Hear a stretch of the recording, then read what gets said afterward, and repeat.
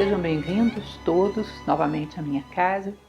Nós começaremos aquilo que tem sido anunciado bastante, que é a leitura acompanhada de um novo livro. Todo mundo sabe, a gente está trabalhando com Heinrich Simmer, o escritor alemão, que escreve esse livro muito pouco conhecido no Brasil. Estou contando um pouco rapidamente para vocês. Na verdade, esse livro, o nome dele original não era esse, era O Rei e o Cadáver. Parece que na tradução para o português não acharam um nome muito bonito, que de fato não é, e preferiram A Conquista Psicológica do Mal. Apenas para que a gente se familiarize um pouco, esse livro, e em geral grande parte da obra de Heinrich Simmer, é baseada na interpretação simbólica de tradições sagradas, de contos, sobretudo da Índia. Quem foi esse homem? Nós vamos ver que Simmer nasceu na Alemanha, viveu apenas 53 anos, nasceu em 1890 e na Alemanha, evidentemente, morre em 1943 nos Estados Unidos, mais especificamente em Nova York, onde tinha acabado de chegar para desempenhar um trabalho que ele tinha sido convidado como professor numa universidade. Simmer, ele se forma muito jovem e se dedica à cátedra de filologia, até que num determinado momento é expulso pelos nazistas da Alemanha. Vai para a Inglaterra, para Londres, trabalha aí muitos anos também, e quando é convidado para ir para os Estados Unidos, fica lá apenas um ano e vem a falecer muito subitamente, deixando várias obras incompletas. E quem vai ser o editor que vai concluir várias dessas obras de Simmer vai ser nada menos do que Joseph Campbell, que era um grande admirador, eram muito amigos. Além de amigo de Campbell, ele também era amigo de nada menos do que Carl Jung, que admirava bastante o seu estilo de interpretação. Bom, ele trabalhava muito com estudo da cultura indiana, como também história da arte, e tinha o hábito de tomar tradições folclóricas, tradições sagradas, contos, em geral todo o mundo simbólico, e interpretá-lo numa chave psicológica, que nem sempre é muito bem aceita pelo mundo acadêmico de então e às vezes pelo mundo acadêmico até dos nossos dias. Ele tinha todo um hábito e uma forma de pensar que era muito simpática tanto a Campbell quanto a Jung, que era de achar que nunca se esgota um conto, uma estrutura simbólica qualquer. É a história do diletante. O que vem a ser um diletante? É uma palavra que tem um parentesco etimológico com deleite. É aquele que saboreia as coisas, mas que não tem intenção de esgotá-las. Uma das coisas que mais decepcionam um bom pesquisador é querer separar os símbolos em categorias e esgotá-los nessas categorias. A humildade de quem se deleita com os símbolos, com as histórias, com as tradições, é exatamente de sondá-los, mas saber que sempre vai encontrá-los num lugar diferente. Ele compara um duende, que você tenta aprisioná-lo quando você vê ele está em outro lugar. Essa questão de sentar e dialogar com os símbolos, mas ter a humildade de saber que você nunca vai dizer sobre eles a verdade absoluta. Eu gosto bastante de falar sobre contos de fada e às vezes tenho até um certo temor de que a minha visão venha a limitar a visão do leitor, que ele se acomode numa visão como se ela fosse oficial.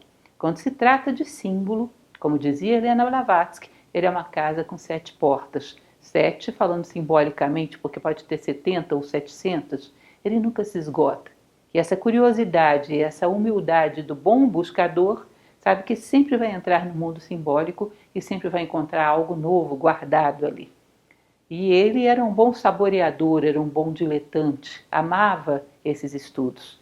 Infelizmente, é surpreendido pela morte, deixando vários deles não concluídos, e muitos foram editados e concluídos por Campbell. Esse é um desses livros, que nada mais é do que um livro de histórias.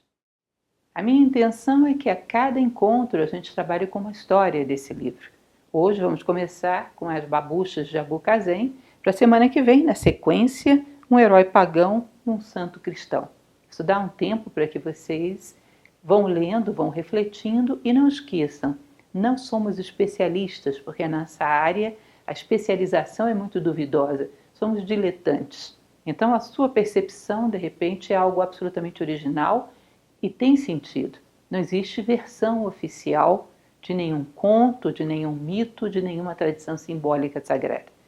Existem visões que se complementam, como se fossem vários ângulos de um prisma, que se somam para que um dia a gente possa ver a realidade inteira. Por enquanto, estamos prescrutando um mundo que para nós, tão racionalistas, ainda é tão desconhecido. É uma aventura. Hoje, então, vamos contar essa história, que é abordada de uma maneira muito interessante por cima. Ele vai contar uma história antiga e dar a ela uma chave psicológica que a amplia, desdobra. E normalmente uma história que é encarada como uma fábula, de um conteúdo muito raso. Ele tem essa capacidade, deveria ser muito imaginativo, muito criativo e realmente um amante do simbolismo, porque tira daí várias chaves psicológicas interessantes. Quem era Abu Kazem? Era um mercador da cidade de Bagdá e bem fiel a uma tradição de mercadores avaros. Ele era extremamente avaro. Tinha o hábito de sempre fazer excelentes negócios, ou seja, onde ele tinha um lucro acima do normal ou do justo, e ter um gasto praticamente zero, com despesas pessoais, com sobrevivência, não gastava absolutamente nada ou quase nada, o mínimo para sobreviver. Então, numa ocasião, ele tinha acabado de fazer um excelente negócio, onde pega um comerciante que estava quase falido e compra uma quantidade enorme de frascos de cristal por um preço muito abaixo do que eles realmente valiam. Não tem muita ética, não se interessa muito pelo bem do outro, apenas pelo seu lucro, e logo depois tem sorte de também realizar um negócio onde ele compra uma grande quantidade de essência de rosas.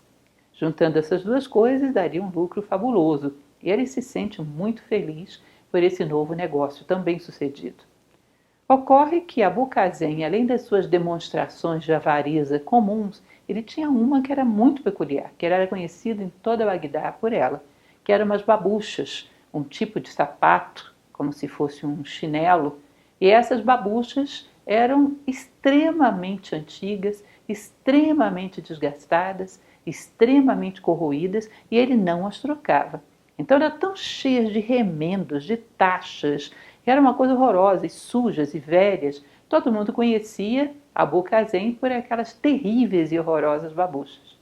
Quando ele chega, então, ele resolve ir até uma casa de banhos, deixa sua mercadoria na sua casa. Era alguma coisa que ele fazia rarissimamente, porque era um capricho.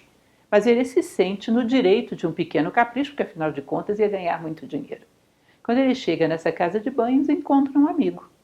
E o amigo lhe diz: olha, Abu Kazem, você virou um palhaço na cidade por causa desses calçados tão absurdamente velhos, tão absurdamente desgastados. Você poderia pegar um pouco do seu dinheiro, você tem tanto, e comprar umas babuchas decentes. Um calçado que não te expusesse ao ridículo. E fala com ele, e ele olha e diz: bom, mas ainda dá para calçar. E toda aquela resistência, toda aquela avareza, todo aquele amor excessivo ao lucro. Os dois entram para tomar os seus banhos e deixam os calçados na antessala. Só que logo depois chega o Cade de Bagdá, que era como se fosse um prefeito, um governante, e também se dirige à casa de banhos e também deixa ali as suas babuchas, que eram um calçado magnífico, próprio de uma alta autoridade, bordados em fios dourados, maravilhoso. Bem, alguém brincando, querendo pegar uma peça em Abu Kazem, esconde as suas babuchas e deixa apenas as babuchas do Cade. Como seu amigo havia saído antes e eles já tinham tido aquela conversa sobre a necessidade de que ele comprasse outro calçado, quando Abu Kazem sai e vê aquela magnífica babucha, quase nova e tão luxuosa, ele diz: olha que sorte a mim, não vou precisar gastar dinheiro. Meu amigo teve piedade de mim, porque eu não tenho um sapato que preste, e me comprou esse aqui, maravilha. Ou seja, ele estava tão entusiasmado pela sua boa compra anterior, pelo bom negócio, que achou que a sua sorte havia sorrido e que tinha sido dispensado de gastar algumas moedas com a nova babucha. E vestiu as babuchas do Cade e saiu. Ocorre que quando sai o Cade e os seus auxiliares procuram, não encontram o seu sapato, o seu calçado. Apenas aquela coisa horrorosa, escondida por trás de uma cortina, aquela coisa horrorosa que todo mundo na cidade sabia quem era o dono, Abu Kazem.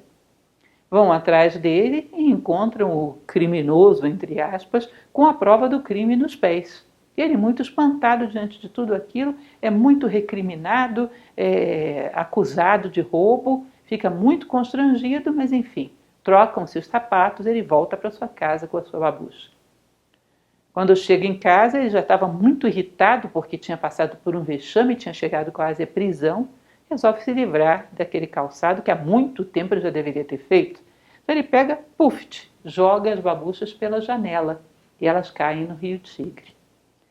E ali havia uns pescadores recolhendo suas redes, e quando eles recolhem a rede, sentem alguma coisa pesada, pensam que era um peixe, o que era as benditas babuchas de Abucazém. Como elas estavam cheias de taxas que ele tinha colocado na tentativa de reformá-las N vezes, essas taxas haviam rasgado em vários pontos a rede dos pescadores, dando a eles um grande prejuízo.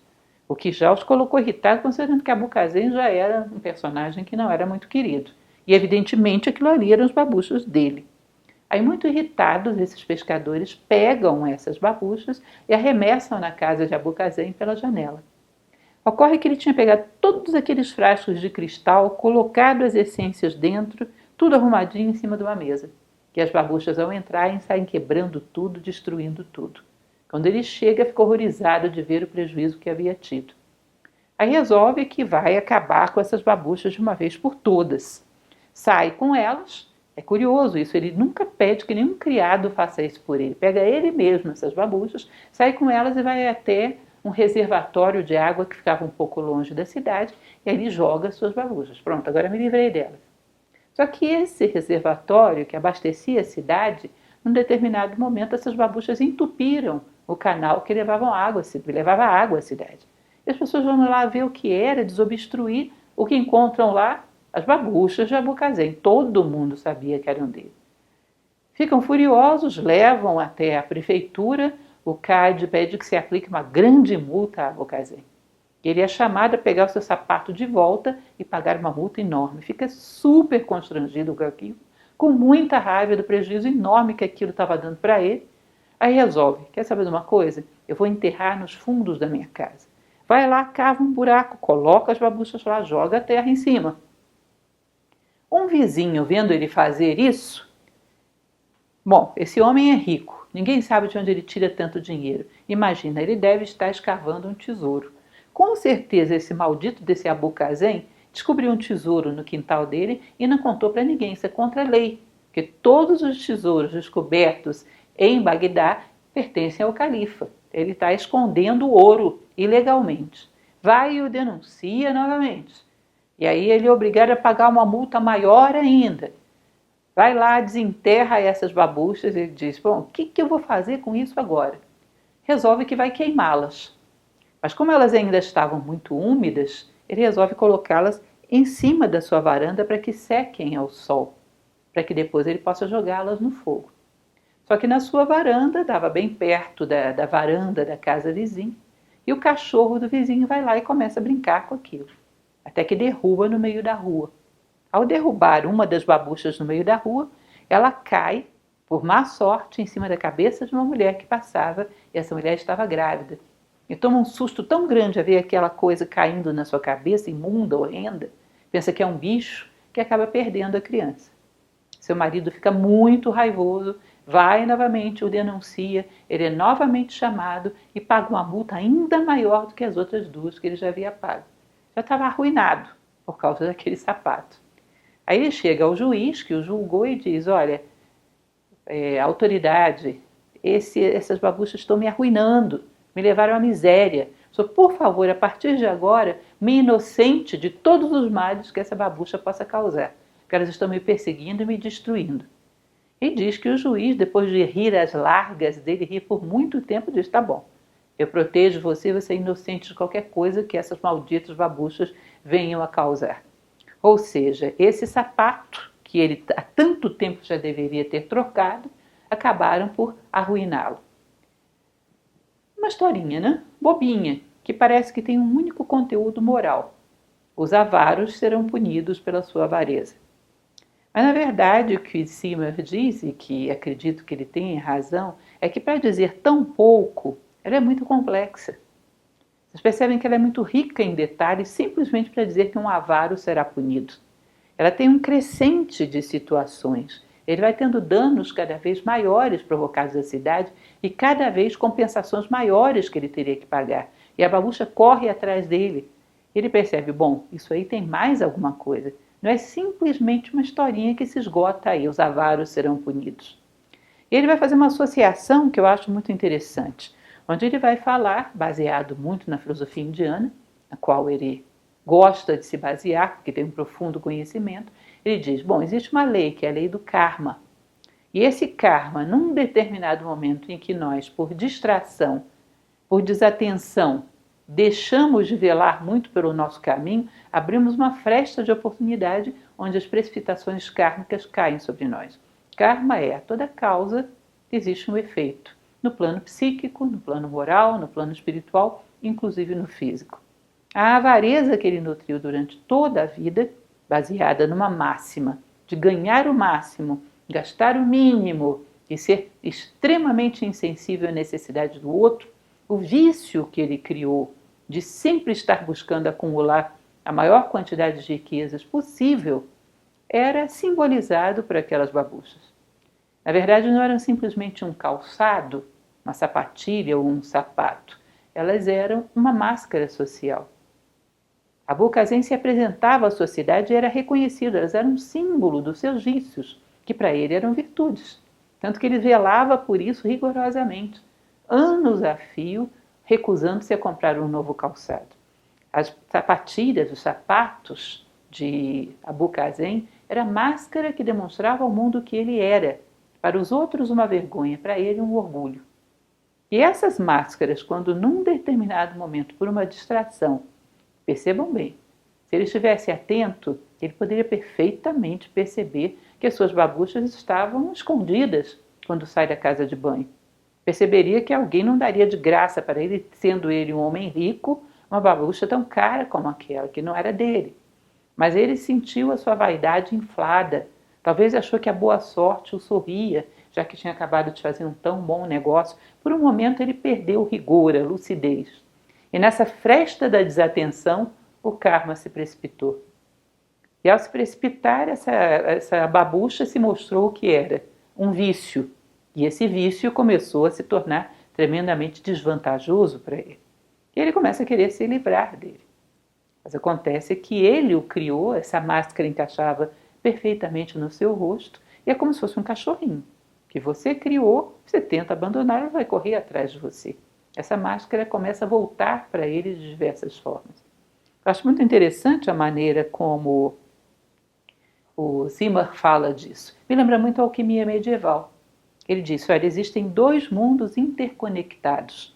O que está acontecendo do lado de fora, o drama ridículo, a tragicomédia de Abu Qasim e as suas babuchas, e o que acontecia dentro dele, que é bem parecido com o que se fala na alquimia medieval. Vocês devem saber que o que estava acontecendo lá no forno alquímico estava acontecendo simultaneamente dentro do operador, dentro do alquimista. Então, o que provavelmente acontecia com Abu Qasim e que acontece conosco também. Temos uma máscara rígida com que nos apresentamos ao mundo. E quando ela aparece, começa a aparecer para nós um fardo, quando queremos nos livrar dela, fora da época, porque já deveríamos ter nos desfeito há muito tempo, começamos a perceber que ela está estreitamente associada a nós e não aceita ser abandonada de qualquer maneira. Não soubemos soltar a nossa máscara na hora que a vida marcou o momento de crescer. E essa máscara corre atrás de nós. Ele vai continuar fazendo algumas colocações muito interessantes. Ele fala que na Índia, isso é bastante conhecido, a tradição indiana no seu tempo clássico, hoje isso já está um pouco esvaziado, perdeu bastante o sentido, havia a história das 4 idades do Brahmane, que de uma certa maneira ainda persiste, mas não com a mesma compreensão. Um Brahmane, então, era uma criança, um aprendiz. Ele recebia ensinamentos de um mestre, obedecia e nisso avançava até o início da sua juventude. Na juventude, ele casava, constituía família, tinha filhos, sustentava esses filhos, até que eles se tornassem independentes. Depois ele se recolhia até a floresta, se alimentando muito frugalmente, e aí ele começava todo um processo de meditação, de compreensão de si próprio, de vida interior, de reflexão sobre a vida. Passado algum tempo, ele abandonava ainda essa vida de araniaca, de homem da selva, e começava a se tornar um monge, como um ancião sábio que circulava como mendicante mendigando a sua comida e oferecendo a sua sabedoria, compartilhando a sua sabedoria. Vejam bem, porque a interpretação dele, que tem um conhecimento muito profundo disso, e me parece muito acertada, é que a Índia criava um protocolo social que acompanhava as necessidades psíquicas do homem, as necessidades da alma do homem. Então tem um determinado momento que necessitamos aprender de tudo aquilo que foi acumulado, de alguém mais sábio do que nós, necessitamos reatualizar a nossa memória de quem somos, do que viemos fazer aqui.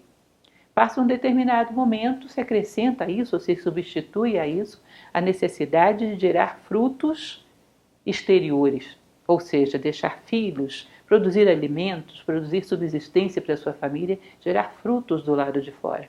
Essa fase também se esgota e chega o momento de produzir frutos do lado de dentro, reflexão, vida interior, sabedoria.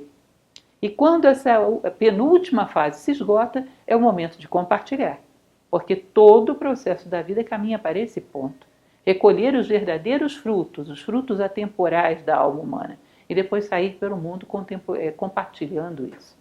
Ou seja, imaginem vocês que numa sociedade ideal, isso é uma coisa fantástica, porque eles criam do lado de fora ritos de passagem, protocolos, que do lado de fora fazem o necessário para que aquilo que está do lado de dentro se manifeste. Ou seja, transforma em lei numa sociedade aquilo que é exatamente o que a tua alma está pedindo. Imaginem dentro de uma sociedade onde o auge da vida de um homem é adquirir conhecimento e compartilhá-lo, se haveria algum sentido na ambição excessiva, se haveria algum sentido no egoísmo excessivo, sabendo que ao final ele tem que ter alguma sabedoria, tem que compartilhar, e isso é o fruto da sua vida, toda a vida já vai sendo encaminhada nessa direção. Ou seja, são protocolos sagrados, sacralização da vida, trabalhando ainda com aquela ideia da alquimia, que é a magia simpática, as coisas acontecem ao mesmo tempo, num campo e em outro, num lugar e em outro. Nesse caso, fora, na sociedade, e dentro do homem também. A alma ia amadurecendo, ia se aperfeiçoando, ia contemplando as suas necessidades, realizando as suas necessidades. E havia quase que uma simbiose entre os protocolos sociais e as necessidades internas do homem. Aí ele vai dizer, bom, nós não temos mais isso. A vida hoje é absolutamente aleatória, casuística. Nós não temos mais um protocolo social que acompanhe a necessidade da nossa alma. Muito pelo contrário, coloca-se metas que muitas vezes infantilizam o homem, freiam o homem.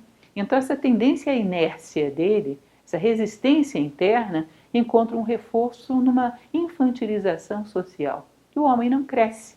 Fica apegado a uma máscara social que ele assumiu, com seus defeitos, com suas ambições, com a sua imaturidade. E quando a vida diz, Abu Kazen, entrega as suas babuchas, você não entrega. Você não entrega a sua máscara. Continua com ela e a vida vai apertando cada vez mais. E essas oportunidades de se tornar cada vez mais humano que você vai perdendo, vai gerando karma. E chega um determinado momento que você tensiona as circunstâncias da vida para que te afetem naquele ponto que é necessário, para arrancarem tua máscara, para arrancarem as tuas babuchas. Então você imagina, voltando à historinha, para todo canto, em tudo quanto é lugar do planeta, existem babuchas que se embaralham, sapatos que se embaralham numa sala de espera e são desembaralhados sem maiores consequências. Existem para todos os lados sapatos que caem dentro de rios e são assimilados, desaparecem sem grandes consequências, poluem o ambiente, mas não necessariamente voltam para o seu dono. Existem sapatos que são enterrados sem que nenhum vizinho olhe, nem gere nenhuma consequência, mas a necessidade de experiência de Abu Kazen, a necessidade dele de compreender o monstrinho que ele havia gerado. A máscara grudou no rosto dele e não ia ser arrancada sem levar um pouco de pele junto. Isso não seria tão fácil assim de se livrar. Não podemos gerar um vício, uma máscara social, e depois querer jogá-la por cima dos outros. Que a natureza vai nos levar de volta, vai nos mandar de volta. Percebam que dentro do conto, de uma certa maneira, os 4 elementos jogaram essa babucha de volta para ele. Você gerou uma legião, uma coisa defeituosa, uma coisa horrorosa. É tua. Ninguém quer absorver isso. Gerou uma coisa contra as leis da natureza. E agora é difícil de se desfazer, porque não se desfez na hora que a vida te pediu. Cresça, deixa essas coisas para trás. E um dos elementos fundamentais, então, que o conto nos propõe: abra mão das suas babuchas na hora certa. Saiba abrir mão das circunstâncias externas e internas para seguir o fluxo da vida, para fazer aquilo que a vida espera de você. Saiba que em qualquer sociedade, com protocolos diferenciados, em momentos históricos diferentes, no final das contas, a vida está pedindo de nós que cheguemos ao final, tendo adquirido alguma sabedoria e possamos compartilhar. São dos elementos fundamentais da vida. Saímos da ignorância, chegamos à sabedoria e não conquistamos a sabedoria só por nós. Algum grau de sabedoria conquistamos para compartilhar, para ter o que dar. Então esse é um protocolo que, se a sociedade não cria, nós criamos. E é a mesma magia simpática, porque se a sociedade tem, isso acaba sendo desperto na alma dos homens. Se a sociedade não tem, desperte na sua alma. Isso algum dia transparece para a sociedade. Algum dia essa percepção, essa sabedoria de entender as necessidades da alma humana serão novamente protocolos dentro da vida social. Hoje não são. Crie novamente essa semente dentro de você. Um elemento interessante, então, que ele vai falar a respeito desse grande juiz. Lembram do juiz que ri de Abu Kazem quando ele pede: pelo amor de Deus, me livra dessas babuchas, não me puna mais por elas. Ele diz que em algum momento estamos tão saturados dessa máscara que grudou no nosso rosto e que não aceita ser desgrudada sem muita dor, que esse grande juiz deve olhar para a gente e deve rir. Bom, você criou esse brinquedo de mau gosto, que agora quer que eu resolva. E não tem jeito dessa máscara ser desgrudada do nosso rosto sem alguma dor, sem levar algum pedaço de pele, sem ser algum tipo de mutilação. Então, uma das coisas que ele vai falar: Abu Kazem somos nós. E nós temos que saber a hora de trocar os nossos sapatos. Saber que a culpa não é do meio, não é do rio Tigre, não é dos pescadores, não é do cachorro do vizinho, é da nossa necessidade de crescimento e do nosso karma negativo, que se juntam e mobilizam os fatores que estão soltos por aí por fora, para que nos ajudem a mostrar que estamos mascarados e que é hora de nos desfazermos dessa máscara. Então nós mobilizamos os fatores, porque estamos usando os sapatos errados por muito tempo. É como se não quiséssemos crescer. Então você imagina um sapato desse tamaninho. É ótimo para uma criança de colo, muito bonitinho, mas seria um absurdo se quiséssemos estar com isso no pé até hoje. E se tentássemos fazer, o que tipo de mutilação teríamos que fazer com o nosso pé? Em que condições estaríamos caminhando? Não saber abrir mão das coisas no tempo certo, talvez por não tê-las vivido corretamente, talvez por falta de vida interior. Existe algo dentro de nós que necessita nascer. A nossa missão, a nossa identidade tem que vir à tona. E ao retê-la por infantilidade, por imaturidade, por não querer seguir o curso da vida, é como uma mãe que não quer deixar o seu parto acontecer, o seu filho vir à luz. Ela pode morrer nesse processo e matar a criança junto. Então nós retemos o ciclo da vida por falta de conhecimento do que é a própria vida e do que ela espera de nós. E às vezes esse caos da vida de Abu Kazem nada mais é do que a vingança da nossa vida não vivida, que quer nos dizer: ei, enxerga aqui dentro. Por favor, arranca essa máscara, você está me asfixiando. Por favor, arranca esses sapatos, você está me aleijando e eu preciso fazer você caminhar. Percebam o requinte de um escritor conseguir tirar tantas conclusões de uma historinha que parece uma mera fábula tradicional. Esse é o perfil, esse é o estilo de Simar. E eu espero que vocês possam refletir também e fazer essa brincadeira, de tentar chegar às suas próprias conclusões, ousar um pouco, sem muita fantasia. Ele diz: olha, cuidado, porque quando nós entramos com alguma pretensão de termos técnicas que nos permitem decifrar as coisas, quer um critério científico, quer um critério esotérico, limitamos as coisas e podamos a nossa criatividade. Entre de coração aberto diante de um símbolo. Deixe fluir a sua própria percepção, a sua própria intuição.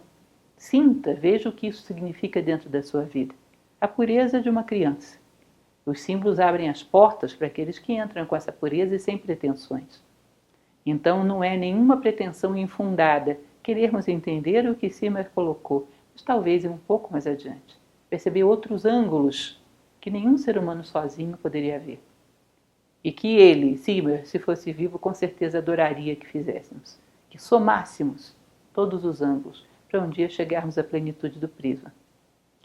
Então é isso, ficamos hoje por aqui e não esqueçam, leiam o próximo conto. Ousem, reflitam, não procurem a solução, o gabarito. Não existe gabarito na mentalidade simbólica. O gabarito está dentro de você, não fora. Obrigada, um abraço.